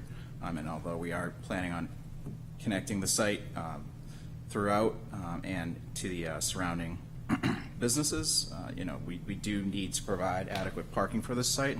The site will comply with zoning, though. We are, as I said, we are targeting a unit mix that is 360 units, 1.6 cars per unit, and the intent is for that to meet the zoning ordinance. Next sheet, please. So this is a grading and drainage plan. This is very schematic in nature. We're still working through the details of this, but what you can see here is that we're implementing stormwater management technologies throughout the site and the landscape design itself. We're incorporating them as part of the landscape design. The site obviously is a large, vast swath of pavement out here that is not currently treated. I think there's one small rain garden that may have been incorporated when the Home Depot left and Bed Bath and Crispy Cheese Shops came in, but that rain garden has not been maintained. I don't think it's really functioning the way it's supposed to be. A lot of this is just direct point discharge into the wetlands. So with the sensitive design where we're reducing impervious surface on the site and then incorporating these stormwater management features, largely filtration, you can see it's a series of rain gardens and tree box filters that are going to be spread throughout. We're going to provide an enhanced stormwater treatment that will be a significant improvement over what exists out there today. Next slide, please. So this is an exhibit that we had included in your packet, just demonstrating impervious surface within the buffer areas. We are reducing closest to the wetlands. Within the buffer, we're pulling back from the 0 to 25 and 25 to 50 foot with a small increase in the 50 to 100 foot in order to lay out the site in a manner that provides that adequate parking, incorporates that open space and that community space.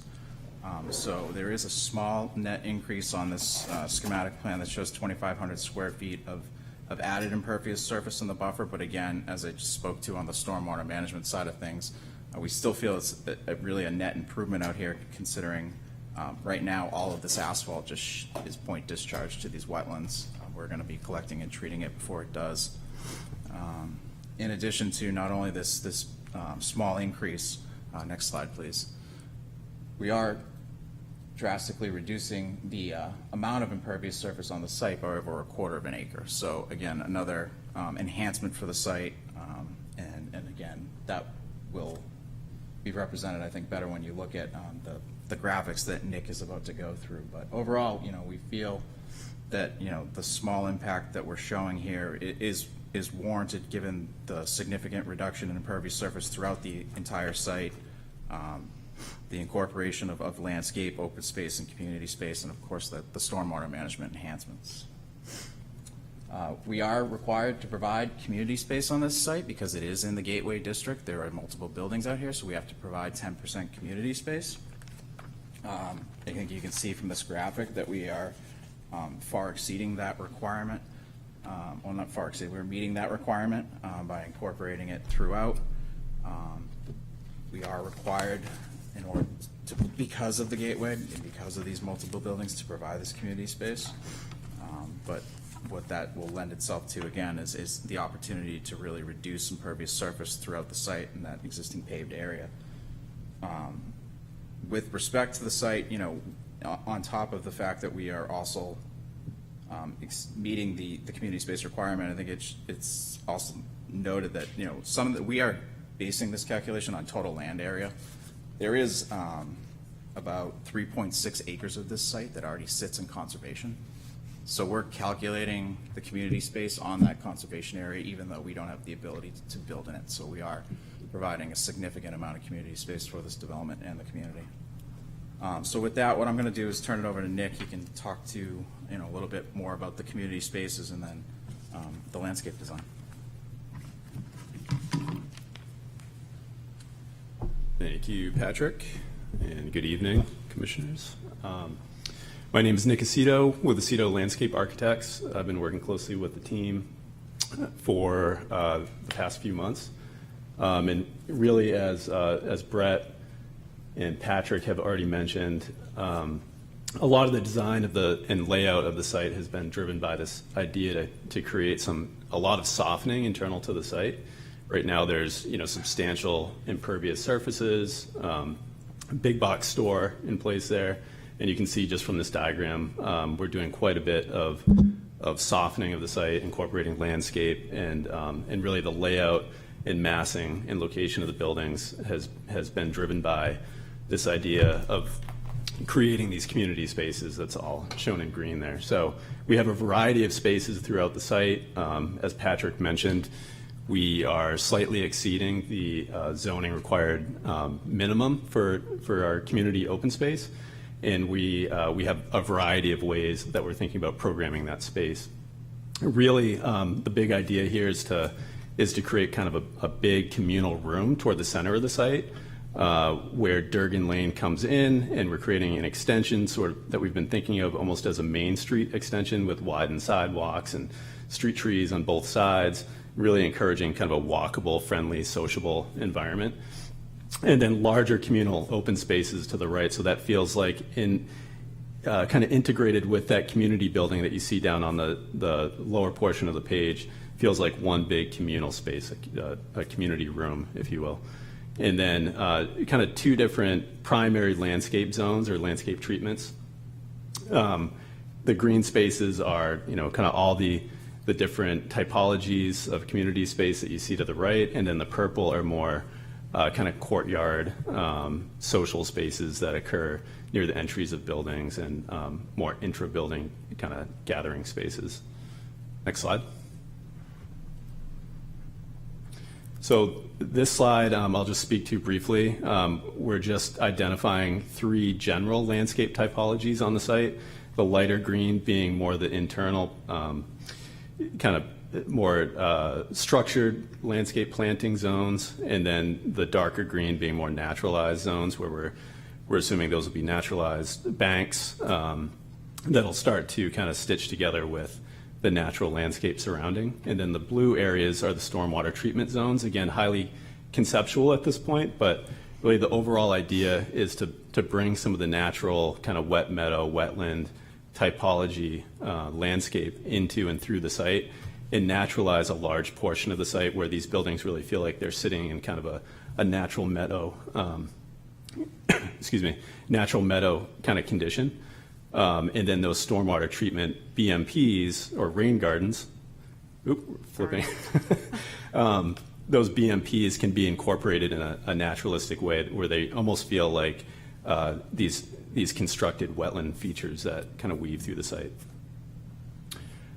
So I think with that, we have some additional slides that we can come back to and show, but I think that concludes our presentation, and looking forward to the board's feedback and happy to answer questions. Go ahead, Jess. I just had some more questions. I'm sorry, I forget, but the first presenter talked about sustainability and that there'd be no fossil fuels on site. Have you considered, or is part of the plan, solar panels or solar canopies or EV chargers or any of those other kinds of things? Yeah, so we're studying all of those components as a possibility for the site. We're still very, very conceptual in nature, but yes, we've been looking at that. Great. And this might be sort of more out of our purview, but I know you mentioned that it's 360 market rate apartments. Has there been any consideration about workforce housing or other types of housing being incorporated into the project? Good afternoon. Happy to speak to that. Can you just tell us your name? Yes, first? my name is Andrew Hayes. I'm with Eastern Real Estate representing the owner. Great. And to answer your question, yes, we have looked at different housing types. Ultimately, we have decided to proceed with a 100% market rate product. One differentiation and distinction, though, that we would make is because we are delivering two different building types, a 4-story kind of elevator building as well as a 3-story walk-up, we believe that we're going to meet a wide subset of demand within the Portsmouth market and be able to provide housing units and offerings for a broad group of the population. One other thing that I just wanted to call out, as we were speaking earlier, in the context of kind of the sensitive scale that we are looking to maintain in order to prioritize kind of the urban design, the public space and the neighborhood design, we are actually about 56 units less than the as of right density. So by right, we would be allowed to build about 415 units, but have opted to scale back on that in order to balance the other less tangible components of what we think is going to make this project more successful.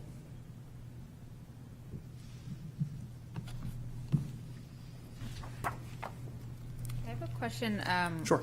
Regarding the community building that was mentioned. What is that going to be used for? Like, how is that? Because it sounded like it was open to everybody, not just residents. So the residential community building is meant for residents. Okay. So that will be, in theory, your mailboxes, your package pickup. It will be the leasing office, likely some sort of fitness center, and some community gathering space. But the intent for that building itself is for that to be residential. Okay. The exterior open spaces and community spaces are meant for the community on the whole and to welcome everyone in. Okay, so there's no interior building that's for public community? That is correct. Just those, okay.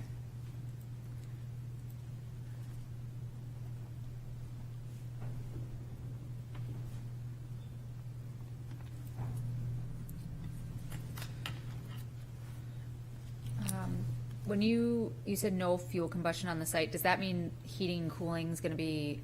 Electric is Electric, yep. okay. Just making sure I understood that correctly. Thank you.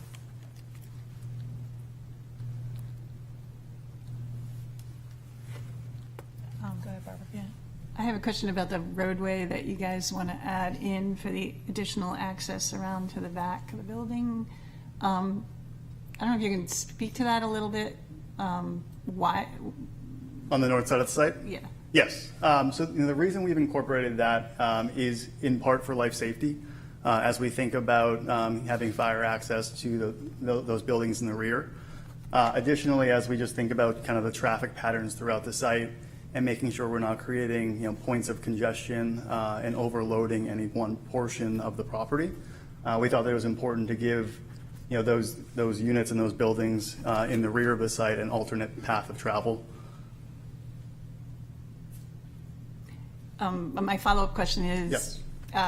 Being able to move that out of the buffer, because, I mean, it's already, that property existing with all the impervious area that it has existing is already encroaching in on that buffer.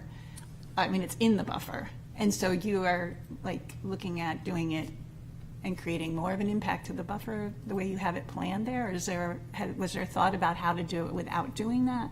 So we did study that, and I think there were a couple of constraints, as you can see from the site plan itself. What we were able to do though is limit the net new impact. There is a marginal impact as a result of that road, but where we located it really minimized that. I don't know if we have the net diagram. Do you have that?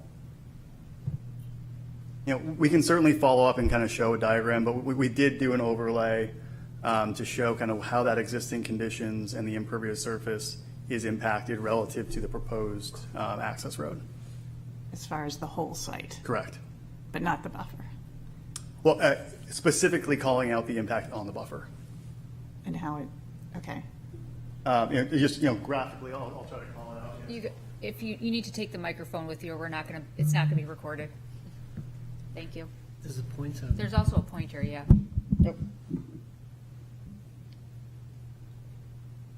So basically, there's like two little corners here, which would be net new, but the majority of this road is actually existing today within the buffer. It's actually a parking area. If we can scroll up a little bit on the other plan, I think that might kind of help illustrate this. Yeah, so the majority of that road really kind of cuts through where you kind of see that parking field in the blue, kind of right along here. Again, we have another diagram that we can show that more clearly. Apologies, we didn't bring up this. I think it's the next one up, Kate, if it's the one that he's talking. Oh, maybe not. It's in our packet.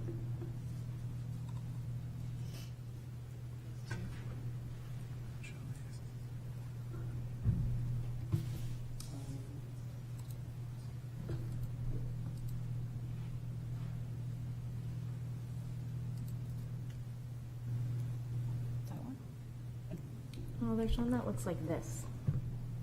Oh, I think that's the The one he's impervious? talking about. Yeah, the impervious one. yeah. But it doesn't call out the buffer specifically, I don't No. think. But It is a helpful graphic. Have you considered changing any of the surface parking to any alternative forms of parking, like underground structures, anything like that? We did look at some underground parking. Unfortunately, I think from an economic perspective, it doesn't make sense for buildings of this scale. And again, I think part of the program that we're trying to create here is, a residential neighborhood. And that ultimately kind of leads to more of an institutional setting. And we do feel like, the parking that we've incorporated throughout the site is subtle in the way that it kind of wraps through.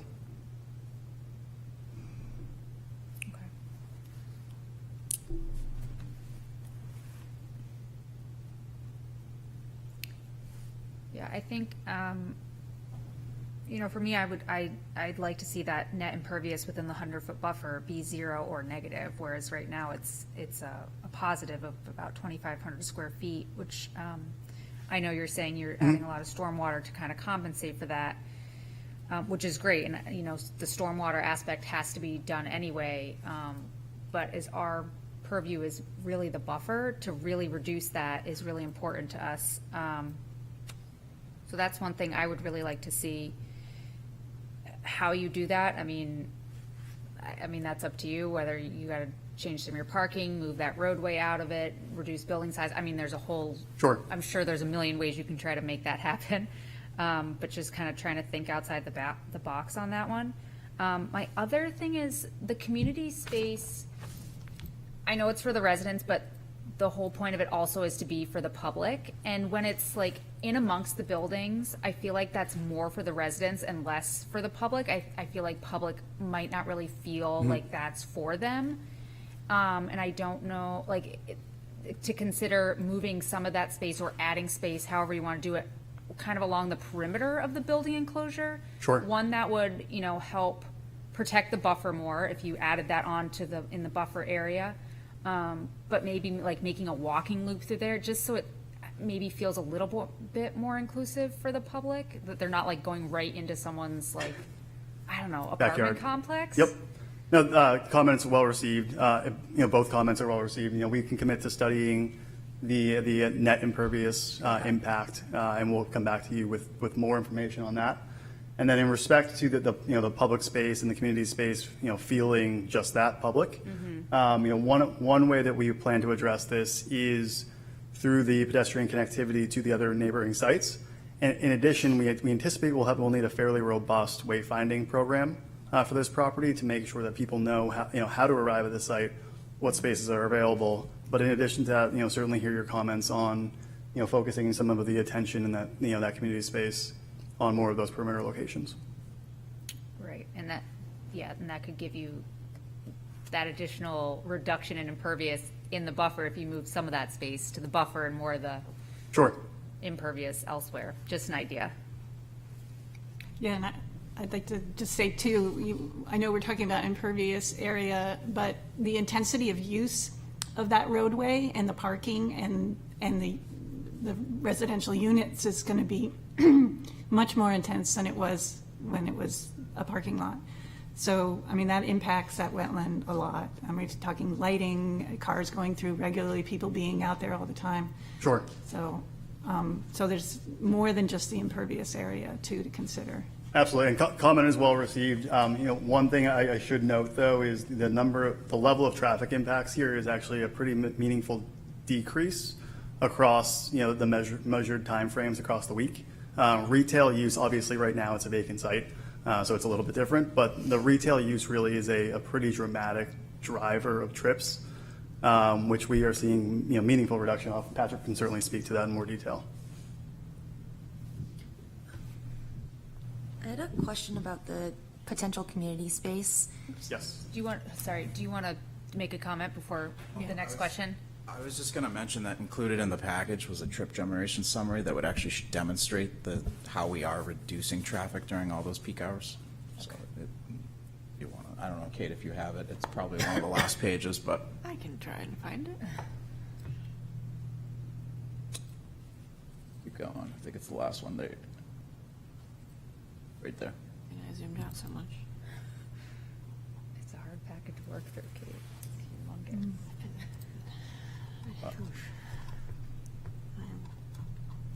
Technically challenged. I am. So I'll just go to the punchline at the bottom. I think you can see the significant reduction in trips demonstrated.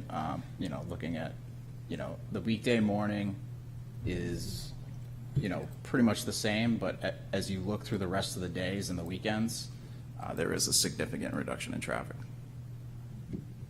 Thanks. Go ahead, Talia, with your question. Oh, now I'm thinking about Yeah. this. If anyone has any questions on this, maybe we can do that, and I can circle back to what I was thinking.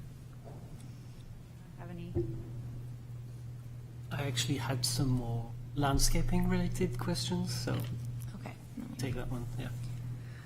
As far as the community space goes, I was curious how you came up with the potential options and who you might ask or how you were planning on choosing from those. I think it's an interesting idea to move some of it to the outskirts, but if you did have interior space, I think a community garden could potentially be a more useful area to have interior, but it probably depends on who's living there, and yeah, I'm just curious about that.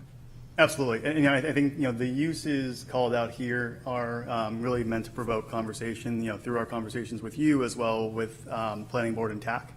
So I think as we further our discussions and the entitlement process moves ahead, We're hoping to solicit more feedback as to what those community spaces want to be and ultimately what the community wants to see from them.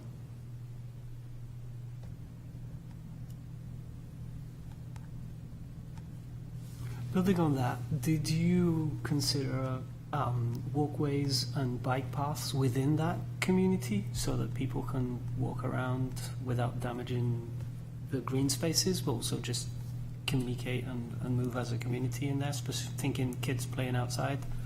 The short answer is yes, and that does fit within the definition of community space from a zoning perspective, but also just for the actual practical implications of how people are going to come to the site, interact with the spaces.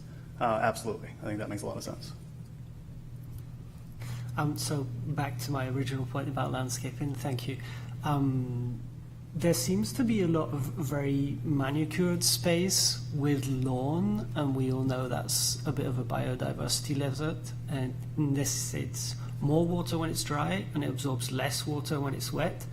I noticed the native wetland meadow buffer and the rain gardens. Could you or would you be open to considering more lawn-less gardens? It's an opportunity for you to set them up immediately, rather than see people come in, have their lawn, use pesticides and that sort of stuff happening because they want a perfectly manicured lawn. Rather, if you set it up as a non-lawn garden, people most likely leave it like that. The power of the default there is really important and really powerful. There's a lot of bright green on the plans, and especially in the community space diagram plan, and it looks like lawn, but the intent is that we haven't differentiated between lawn and, say, native planting, native meadow plants, and the intent is really for these to kind of pull some of that native vegetation in and through the site, and really the smaller portion of the internal site, mainly around where I highlighted the main street, the community building, kind of those larger communal spaces. That's where we'd focus kind of lawn panels, just for gathering and for, more active recreation. The majority of the site will be kind of more of a reclaimed, sort of naturalistic landscape with drifts of trees and native shrubs and forbs and those sorts of things. So, And same question for the trees and the shrubs, native and keystone plants. Yep. Yeah. Thank you. Just a follow-up? Yeah, go ahead. So in that plan right there, you have green space basically in the wetland, definitely down the slope.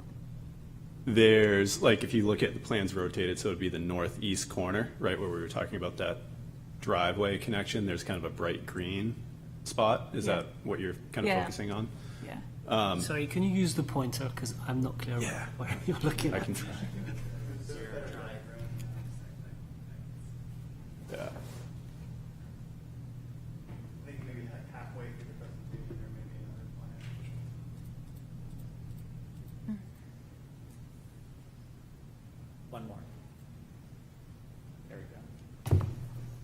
Yeah, so the intent is that this space would more than likely be kind of that naturalistic, reclaimed meadow type planting. And the blue is a stormwater BMP, and again, to highlight Patrick's point that the stormwater BMP locations are subject to change, and, you know, the intent is to shape those that they feel like they're integrated within the landscape.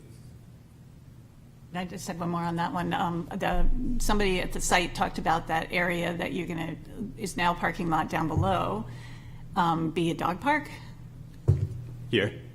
which, I mean, it does abut the wetland, right? So a dog park would not be ideal, probably. Right. Yeah, we've talked about a couple of locations for a small dog park.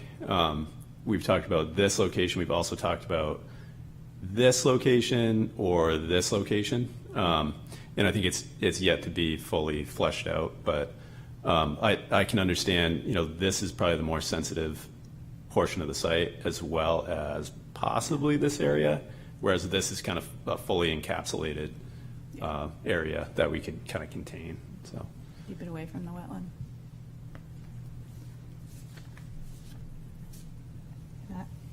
Because I don't know if we're running out of time, but I have a procedural question.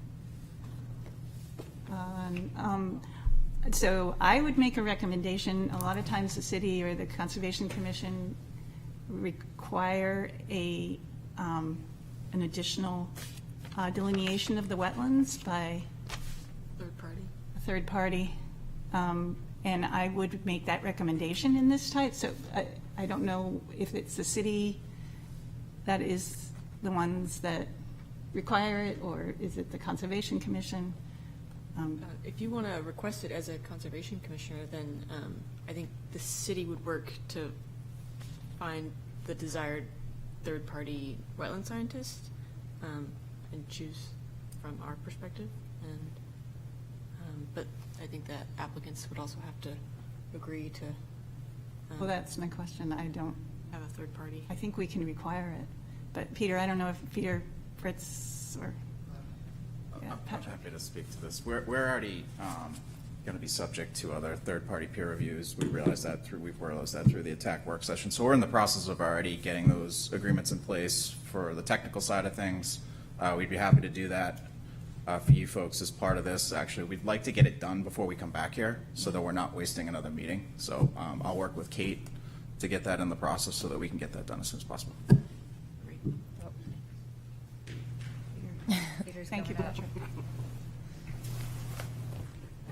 Yeah, I'll just follow up to say that typically, if they weren't willing to do it in advance, we would probably require it as part of the planning board process, which you guys might want to require or recommend to the planning board. So I think it would help them time-wise if they do it now, so that's makes sense. But we couldn't technically require it till they're in the planning board process, with not with a work session, with a full-on application. Sorry, can you introduce yourself? No, I won't. Peter Britz, Director of Planning. Thank you. Yep. Thank you. Any other comments, things people would like to see?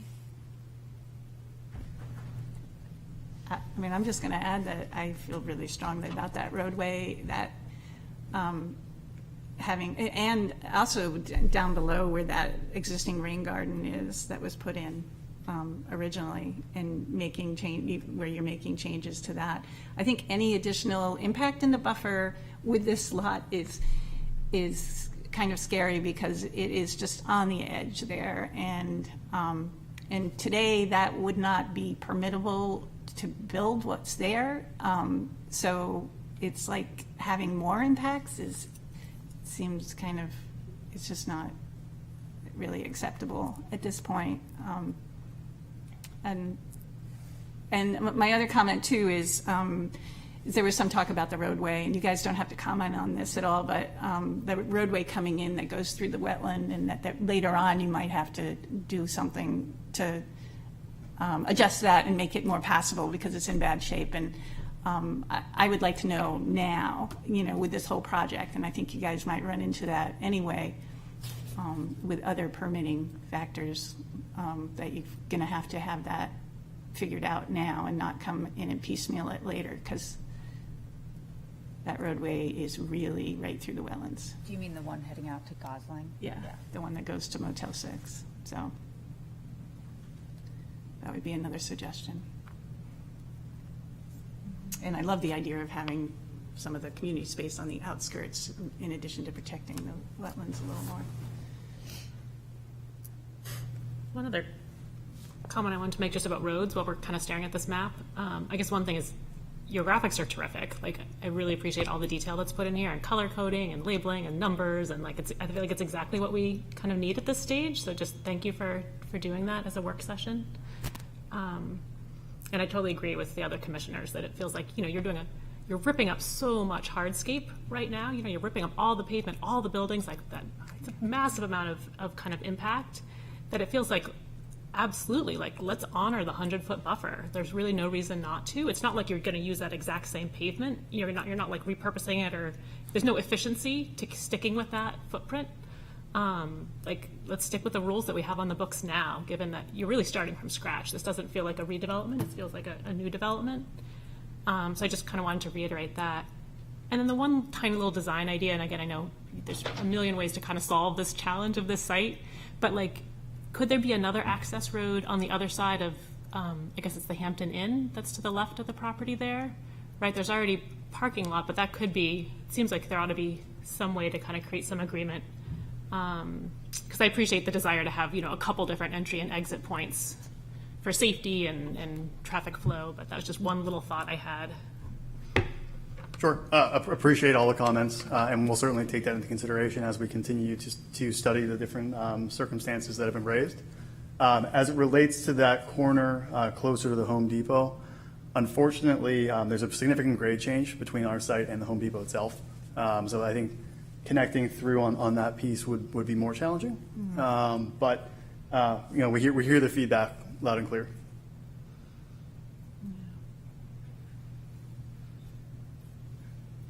I think we have a hard stop at 6, so Okay. if there's nothing else, thank you for your time. Thank you very much.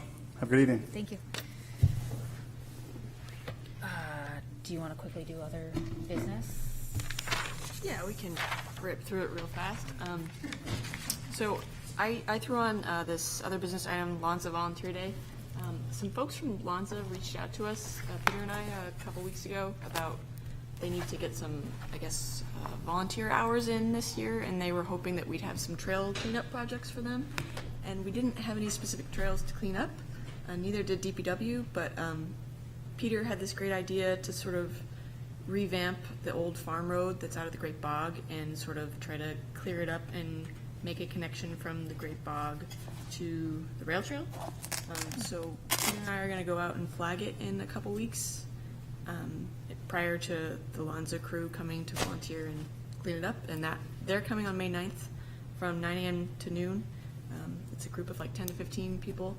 If anyone else wants to join them, or if you want to join Peter and I for a morning of marking trails, just thought I'd throw it out there.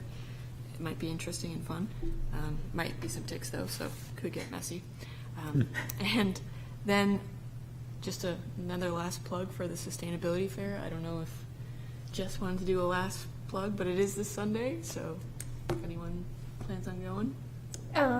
Yeah, I mean, we have over 30 vendors coming. We should have a good mix of regional and local. Strawberry Bank will be there. The York Land Trust is coming, and a group from Kittery is coming.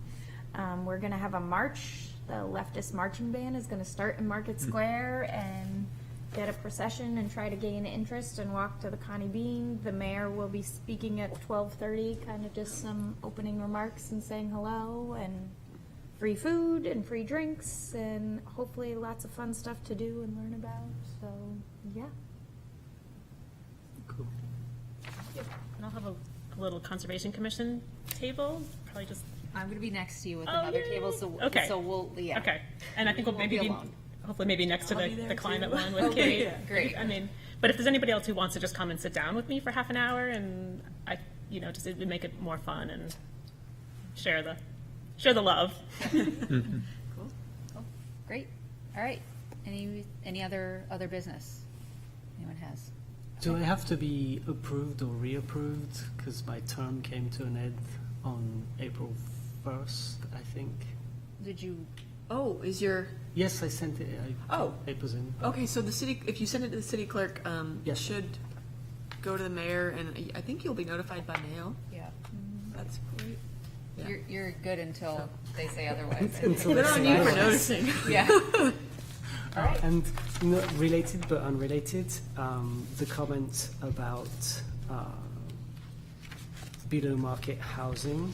There's a town meeting tomorrow evening if you want to participate and say we need more. I think that's 'Cause, housing yeah. committee. Housing committee at like 5. It's housing. 5:30? Hold on. Yeah, I think that's it. I Yeah, think it's in here or conference room A. it's Portsmouth Housing. Yeah, Conference room And A, it's about- 5:30 p.m. Okay, we need more below market rate rentals. that'd be nice. Okay. Yep. Thank you, everyone. Meeting adjourned. Thank you. Thank you.